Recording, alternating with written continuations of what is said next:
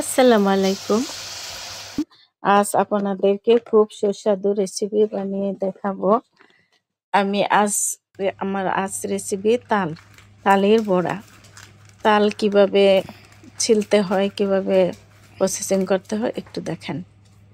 তাল আমি তরকারির দোকানে যখন গেছিলাম তরকারি কিনতে, তারপর দেখলাম ২ টো তাল। তালগুলি আমার দিকে তাকিয়ে আছে। তাকে কিনে নিয়ে আসলাম বাসায়। এনে চিন্তা করি কি করব? তখন তালগুলি ছিলে তালের বড়া বানাবো মাথায় ঢুকছে। তো তালগুলি আমি সুন্দর করে পরিষ্কার করে নিলাম। পরিষ্কার করার পর কিভাবে তালগুলি ছিলতে হয় এটা একটু খেয়াল করেন। এইগুলির মধ্যে অনেক ধার আছে, হাতও কেটে যেতে পারে। আপনারা খুব সাবধানে তালের আটিগুলি, চুলকাগুলি, খোসাগুলি ছাড়িয়ে নেবেন, না হলে হাত কেটে যাবে। আমাদের ছোট সময় যখন মা তাল পরিষ্কার করতো, আমি করতে যেতাম, অনেক সময় হাত কেটেও যেত। তো ওই আটিগুলি যখন আলাদা করতো, একটা আটি হাতে নিয়ে চুষে চুষে খেতাম। এত টেস্ট লাগতো, মজা লাগতো। আজকে মনে হইতেছে সেই ছোটবেলার কথা। এখন একটু পানি দিয়ে আমি ওটাকে কষলিয়ে একদম নরম করব।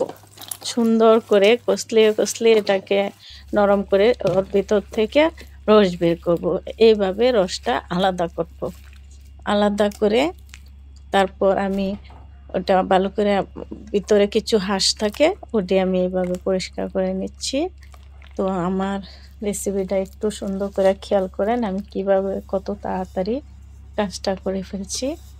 এখন আমি যখন শপে যাই তখন বিস্কিটের দোকান থেকে আমি এরকম বিস্কিট আনছি জালটা দিয়ে, ওটা আমি যত্ন করে রেখে দিছি, কাজে লাগবে। তাই আজকে কাজে লাগালাম। মশারির কাপড় ওটা দিয়ে তাল শাকতে খুবই সুন্দর, খুবই ভালো। কোনো হাঁস এগুলি পড়বে না। সুন্দর করে তারপরে এইভাবে হাতে ধরে চিপে চিপে রসগুলি আলাদা করেন সুন্দর করে। চিপার পরে তারপর আমি এখানে দিচ্ছি তালের রসটা। ঠিক এরকম ঘনত্ব হতে হবে, এরকম। বেশি পাতলা হইলে চালের গুঁড়া বেশি লাগবে। তো এরকম ঘন থাকতে হবে। আমার ১ পিস তালের থেকে এতটুক রস হয়েছে। এখন আমি দিয়ে দিলাম চাউলের গুঁড়া। চালের গুঁড়াটা দেওয়ার সাথে সাথে একটু একটু নেড়ে চেড়ে মিক্স করতে হবে। তারপর আমি দিয়ে দিলাম ১ কাপ চিনি। চিনিটাও একটু এখন দিয়ে দিলাম সুজি, ১ কাপ সুজি। তো একটু নেড়ে চেড়ে দিলাম কালো জিরা, তারপর দিলাম মিষ্টি জিরা যেটা ময়ূরী বলে, তারপর দিলাম একটু লবণ স্বাদ মতো। লবণটা দিলে মিষ্টির একটা টেস্ট আসে। এখন দিয়ে দিলাম তিল। তিল সবাই জানেন, সবার ঘরে থাকে। তো এই তেলটা দিয়ে আমি সবকিছু একসাথে একটু নেড়েচেড়ে মিশিয়ে নিলাম।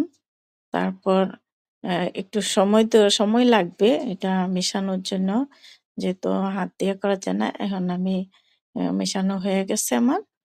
তো আমি কিছুক্ষণের জন্য এটা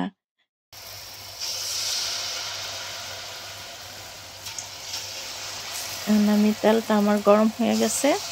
একটু একটু করে বড়াগুলি হাত দিয়ে ঠিক এইভাবে দিতে হবে। হাত দিয়ে দিলে সুন্দর করে ফুলকো ফুলকো হয়ে উঠবে।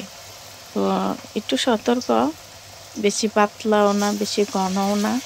আমি যেরকম ব্যাটারটা বানিয়েছি ঠিক এরকমভাবেই ব্যাটারটা বানাবেন। আর যখনই আমি বসে থাকি ঘরে, কিছু না কিছু মনে করে বাচ্চাদের জন্য নাস্তা রেডি করি। যা পাই হাতের কাছে তাই। কিন্তু তালটা অন্যরকম। এটা সবসময় পাওয়া যায় না। আমি দোকানে গেলে যখনই তাল আমার সামনে পড়ে আমি নিয়ে আসি। তাল দিয়ে আমি পায়েস অনেক কিছুই বানাই। তো দেওয়ার পরে এগুলি জোড়া বাইন্ধা যায়, জোট লেগে যায়। তখন এটা একটু সুন্দর করে চামচ দিয়া আস্তে আস্তে করে জড়াগুলি ছোটায়া দিতে হবে। ছোটায়া দেওয়ার পর সুন্দর করে আস্তে আস্তে একটু হতে হবে। একটু শক্ত না হলে তো ছোটানো যাবে না। তো একটু সময় নিতে হবে।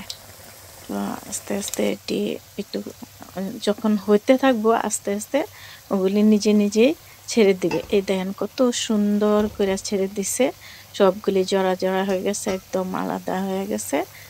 চিন্তার কোনো কারণ নাই, একসাথে লেগে যাবে না। তো কালারটা কি সুন্দর, কি সুন্দর একটা কালার আসছে। এই কালারটা কি বলে জানি, অরেঞ্জ কালার। এখন চলে আসছে আরেকটা কালার। তো ওই কালারটা মনে হচ্ছে যে জাম মিষ্টি, মানে তালের পোড়া, এটা মনে হবে না। আমি নিজেই অবাক যে এটার কালারটা এত সুন্দর, এত সুন্দর দেখতে, এত সুন্দর লাগতেছে।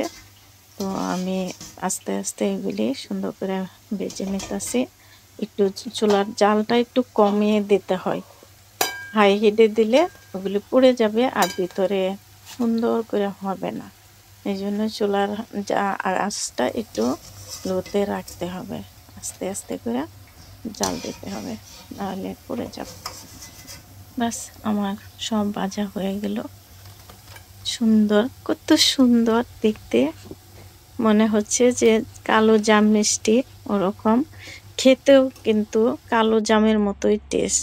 ময়ূরী এবং কালো জিরা, তিল, তো ওইগুলি কামড়ে যখন পড়ে এত টেস্টি, এত টেস্টি, না খেলে বুঝতে পারবেন না। তো এই দেখেন ভিতরে একদম কেকের মতো তুলতুলে, একদম সুন্দর সফট, একদম তুলতুলে। আল্লাহ হাফেজ। আজ এই পর্যন্ত। পরবর্তী ভিডিও পাওয়ার জন্য লাইক কমেন্টস করে রাখবেন।